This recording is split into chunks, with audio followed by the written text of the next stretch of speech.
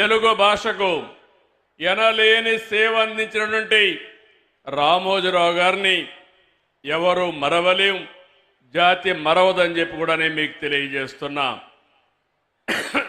నేడు వారి వారసులు మనందరం గుర్తుపెట్టుకోవాల్సిన అవసరం ఉంది.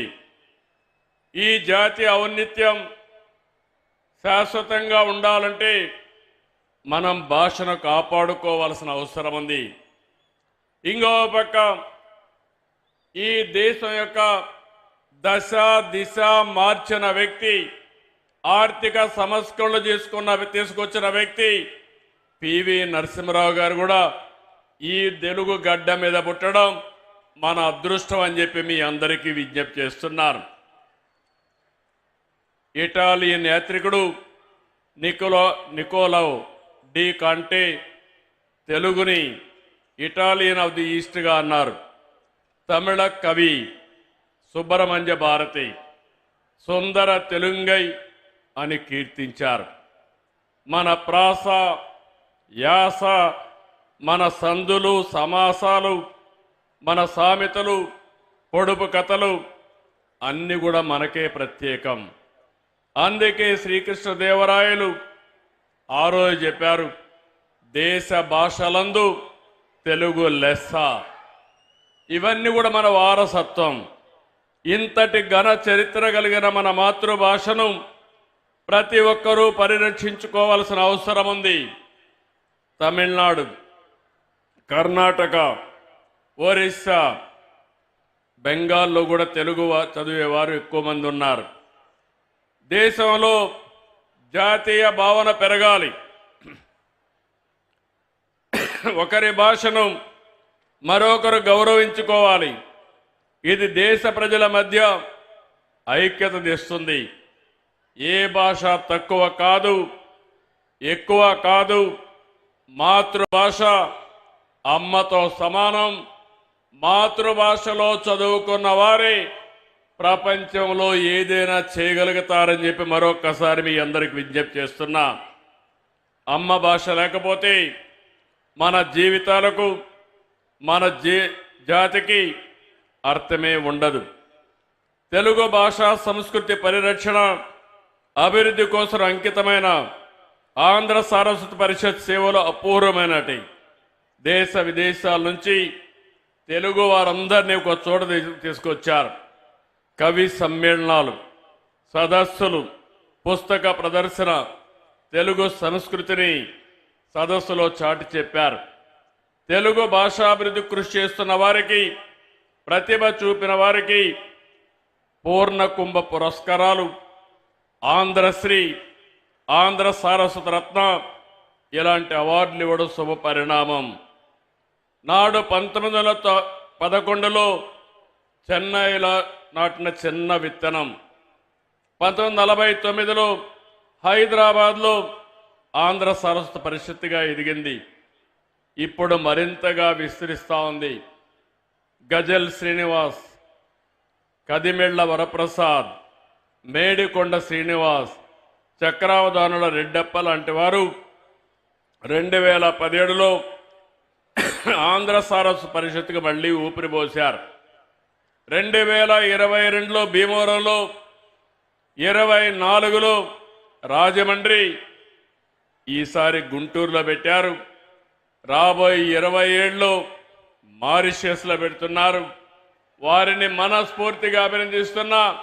మీరు కోరుకున్నట్టు ఈ ప్రభుత్వం మీకు పూర్తిగా అండగా ఉంటాం, అన్ని విధాలా సహకరిస్తామని మరొకసారి మీకు హామీ ఇస్తున్నాం.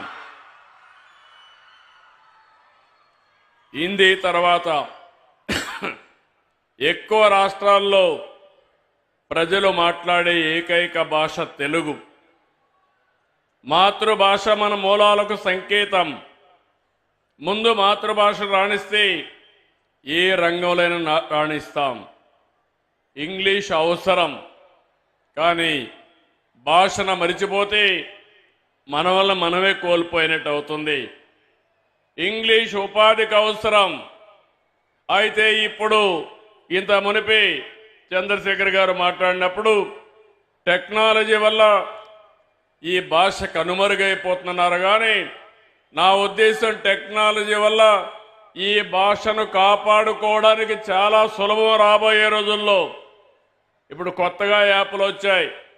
మీరు తెలుగులో మాట్లాడితే మీకు తెలుగులోనే సమాధానం ఇస్తాయి. ఏ బాధ లేదు.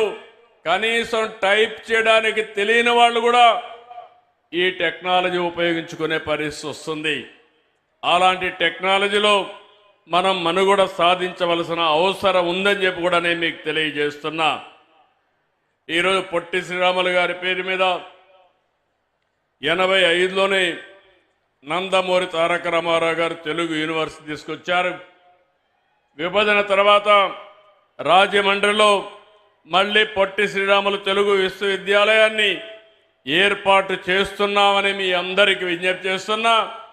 మన నాయకుల్ని మనం గౌరవించుకోవాలి. త్యాగాలు చేసిన త్యాగధనులను గుర్తుపెట్టుకుంటే అది స్ఫూర్తిదాయకంగా ఉంటుంది. ఈ సందర్భంగా నేను ఒకే ఒక విషయం మీ అందరికీ విజ్ఞప్తి చేస్తున్నాను. ఈరోజు నందమూరి తారక రామారావు గారు ఆత్మ గౌరవంతో ముందుకు పోయారు. తెలుగు జాతి ఉన్నంత వరకు గుర్తుపెట్టుకునే ఏకైక నాయకుడు నందమూరి తారక రామారావు గారు. ఇందులో అనుమానమే లేదు. ఎన్టీ రామారావు గారు ఆత్మ గౌరవాన్ని ప్రబోధిస్తే నేను వచ్చిన తర్వాత ఆత్మ గౌరవంతో సమానంగా ఆత్మవిశ్వాసంతో ముందు పోమని ఒక పిలుపిచ్చాను. ఆ పిలుపుతో ఓసారి నాకెంతో సంతోషం. తెలుగు ఒకసారి చూస్తే తెలుగు మీద మీ మీద నాకు ఎంత గౌరవం ఉందంటే, నా జీవితంలో ఏ రాజకీయ నాయకుడికి జరగనటువంటి గౌరవం మీరు నాకు ఇచ్చారంటే నా జీవితాంతం మీకు తెలుగు వారికి రుణపడి ఉంటానని మరొక్కసారి మీ అందరికీ విజ్ఞప్తి చేస్తున్నారు. సమైక్య ఆంధ్రప్రదేశ్లో 9.5 సంవత్సరాల ముఖ్యమంత్రి, 10 సంవత్సరాల అపోజిషన్ లీడర్ని, ఇక్కడ మళ్ళీ రెండోసారి ముఖ్యమంత్రి. ఈ గౌరవం ఎవ్వరికి రాలేదు. ఆ గౌరవాన్ని మీరు ఇవ్వగలిగారు. ఈరోజు నేను ఒకటే మీ అందరికీ శాశ్వతంగా తెలుగు జాతికి నేను రుణపడి ఉంటాను. ఇంకొక విషయం కూడా మీరు గుర్తుపెట్టుకోవాలి. ఒకప్పుడు తెలుగు జాతి వివిధ ప్రాంతాల్లో ఉంది. కాలక్రమేణా అందరూ ఒకటిగా ఉండాలని ఆ రోజు పొట్టి శ్రీరాములు గారు త్యాగం చేయడం, మళ్ళీ రాష్ట్రం ఒకటిగా కలవడం జరిగింది. తెలుగు జాతి అనేక సందర్భాల్లో కలిసి ఉన్నాం, కొన్ని సందర్భాల్లో విడిపోయాం. ఇప్పుడు తెలుగు జాతికి 2 రాష్ట్రాలు వచ్చాయి. ఒకటి తెలంగాణ, ఒకటి ఆంధ్రప్రదేశ్. మీ అందరూ ఈ సందర్భంగా ఒకటి గుర్తుపెట్టుకోవాల్సిన అవసరం ఉంది.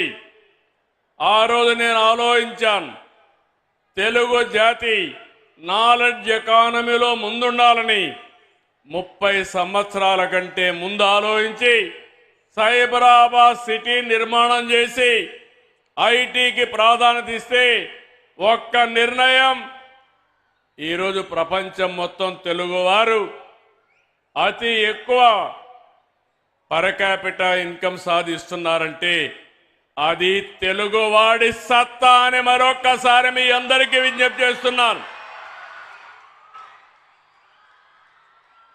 ఈరోజు దానికంటే మించిన అవకాశాలు మనకు వచ్చాయి. ఆర్థిక సంస్కరణలు ప్రవేశపెట్టిన వ్యక్తి పివి నరసింహారావు అయితే